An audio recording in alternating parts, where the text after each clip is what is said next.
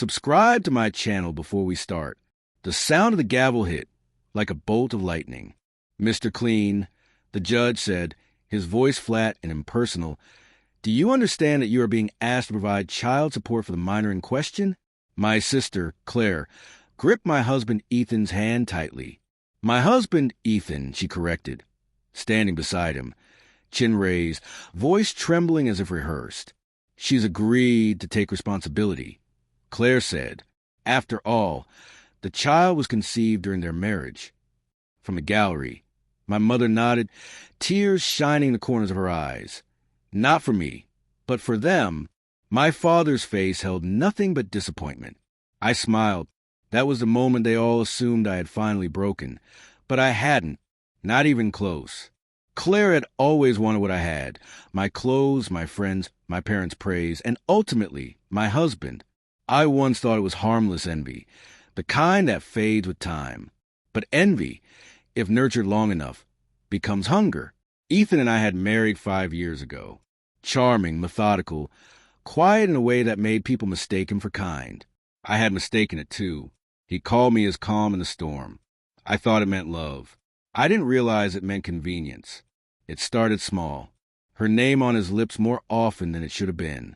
Her number in his phone with innocent excuses. She needed advice, he said. She was lonely, he said. I wanted to believe him, until I saw her name on the hotel invoice addressed to him. Same suite, same dates as his business trip. 2 nights in a row. When I confronted him, he didn't deny it. He just stared at me, eyes hollow, and said, "You've always been too cold, too distant." Claire understands me. It wasn't just betrayal. It was mockery. I didn't cry. Not then, not ever. Tears are currency to people like them, and I had already paid enough. For the next 6 months, I stayed silent.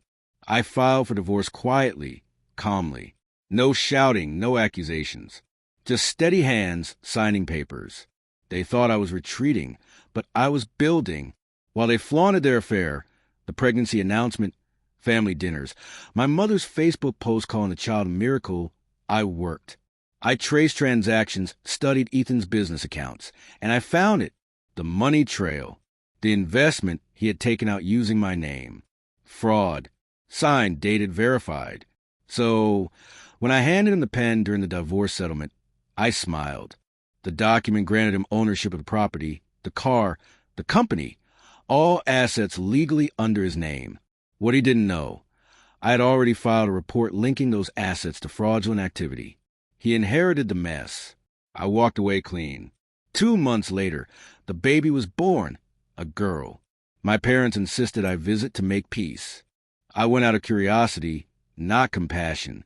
Claire looked radiant, smug in a way only new mothers and thieves can. She held the baby out to me, smiling sweetly. You can hold her. She's your family, too. I leaned close enough for her to hear the calm in my voice. Family is earned, Claire, not stolen. Then came the court summons. They claimed Ethan couldn't afford child support. The company had collapsed. The bank had seized the house, and his accounts were frozen under investigation. They blamed me. I let them. And here we were in court. Claire's voice trembled with practiced victimhood.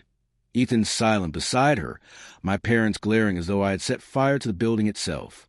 When the judge asked if I had anything to say, I rose slowly, deliberately. Yes, Your Honor, I do. I stepped forward.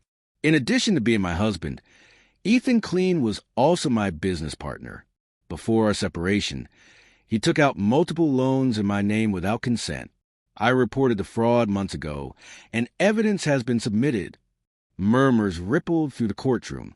I didn't stop. As for the child, I wish her no harm.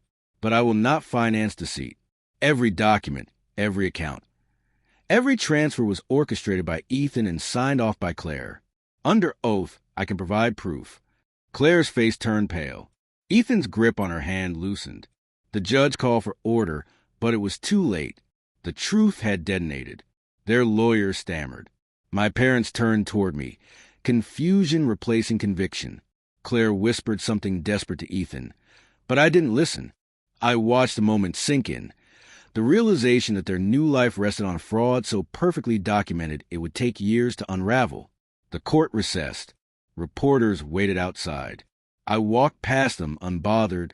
Behind me, I heard my mother call my name, begging me to fix what they had broken. I didn't look back.